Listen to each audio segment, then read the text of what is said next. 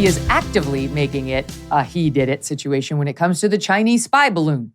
So new reporting on the Chinese spy balloon, which has quickly left the national discussion, but he's getting asked about it because he gave 2 interviews this week, one to PBS and one to Telemundo. Interesting that he's not going to speak to Fox on the Super Bowl Sunday show, which is tradition. We'll get to that in 1 second. But he will speak to Telemundo and he will speak to PBS, which like 4 people watch.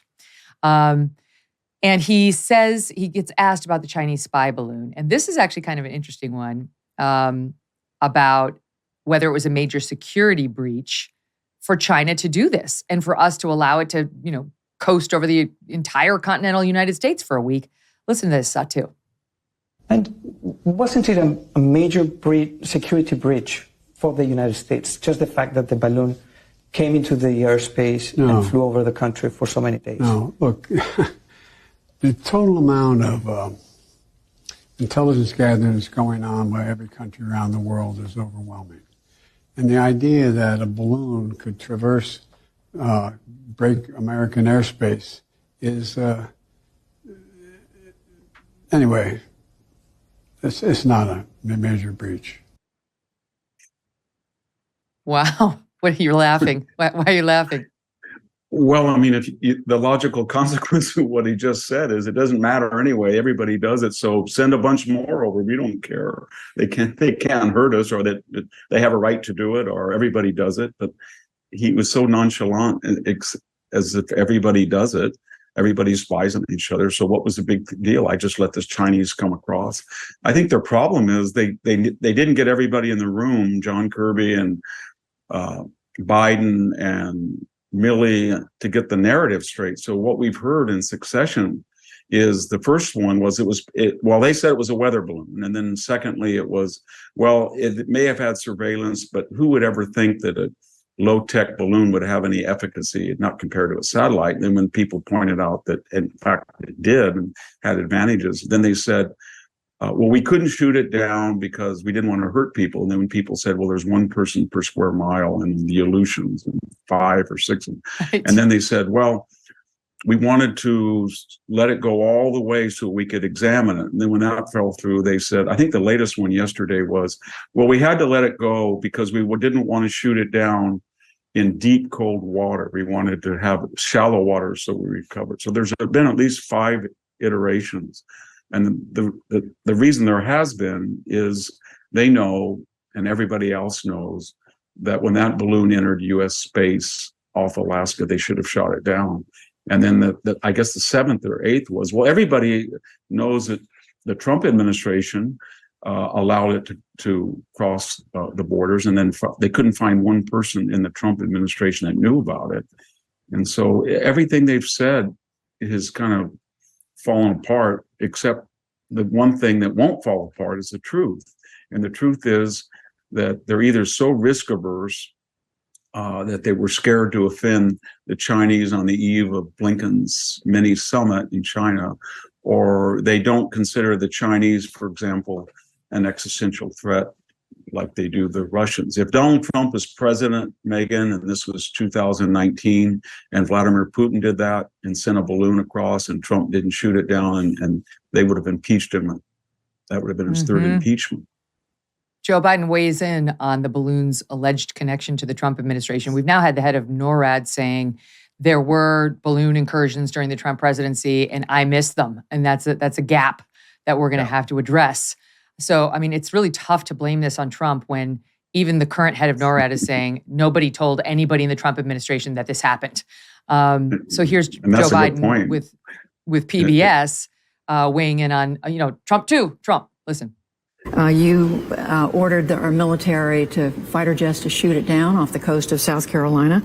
But Republicans are saying you look weak. I told the military I wanted to shoot it down when it was safe to do it. There were several of these balloons that during the last administration didn't even know they were there. The idea that there was a dereliction of duty I think is a bizarre notion. Have relations now between the U.S. and China taken a big hit, frankly? How do you know? I know. I talked to him. You've talked to Xi Jinping before, and our team talks to their people. During this And Yeah, since? after I haven't talked to him during this. Oh.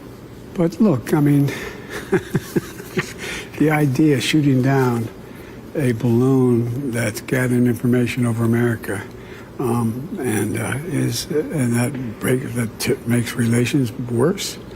Look, I made it real clear to Xi Jinping that we're going to compete fully with China, but we're not looking for conflict.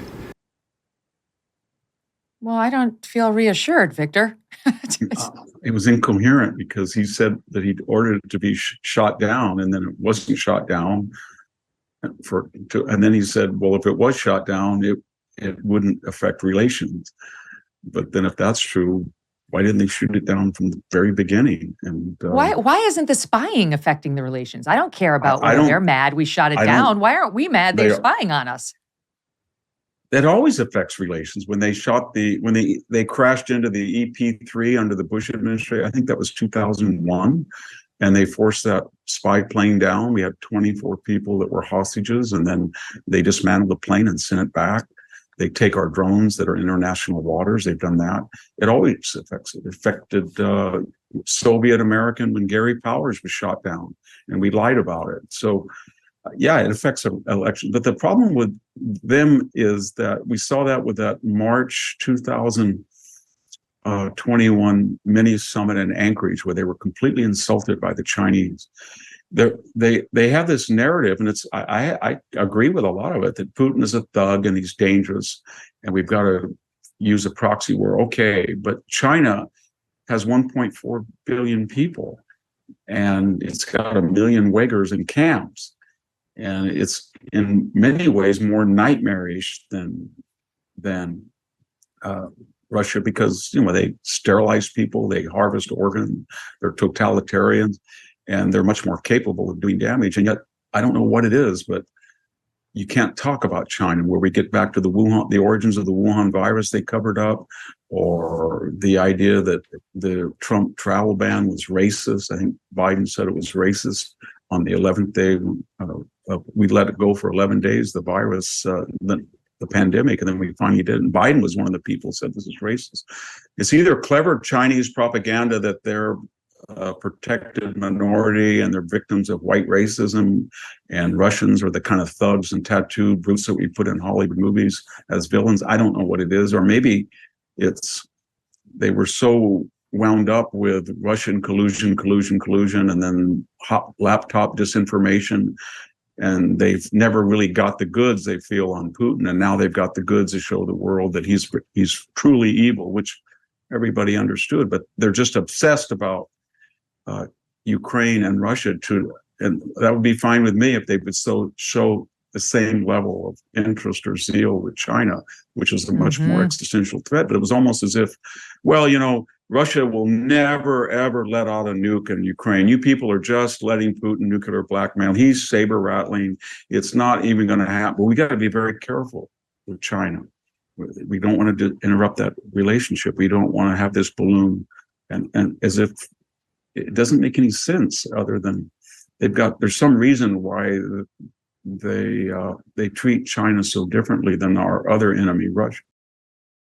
Look, you did the tough thing during COVID. You paid your people and pulled your business through the pandemic. And now doing the tough thing could qualify you for up to $26,000 per employee at covidtaxrelief.org. Government funds are available right now to reward companies with 2 or more employees who stayed open during COVID. It's not a loan, and you don't have to pay it back.